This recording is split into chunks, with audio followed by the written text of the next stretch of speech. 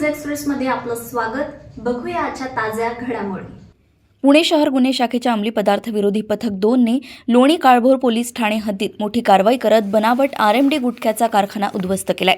थेऊर फाटा कांबळे वस्ती येथे सकाळी पहाटे 5 वाजता सुमित गुप्ता यांच्या गोडाऊनवर छापा टाकण्यात आलाय।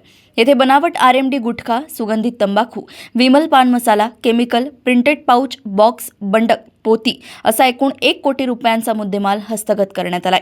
तसेच बनावट गुटखा वाहतुकीसाठी मॉडिफाय केलेल्या 3 इनोव्हा व टाटा नेक्सॉन अशा सुमारे 50 लाख रुपयांच्या गाड्याही जप्त करण्यात आल्या आहेत। रोख रक्कम 1,30,000 रुपयेही सापडले। कारखान्याचा मालक रोहित दुर्गाप्रसाद गुप्ता व 3 कामगारांना अटक केली असून सुमित गुप्ता फरार आहे। लोणी काळभोर पोलीस ठाण्यात विविध कलमांमुळे गुन्हा दाखल करून पुढील तपास सुरू आहे। ही कार्यवाही पोलीस आयुक्त अमितेश कुमार यांच्या मार्गदर्शनाखाली करण्यात आली आहे। अशाच ताज्या घडामोडी जाणून घेण्याकरिता बघत रहा न्यूज एक्सप्रेस। नमस्कार।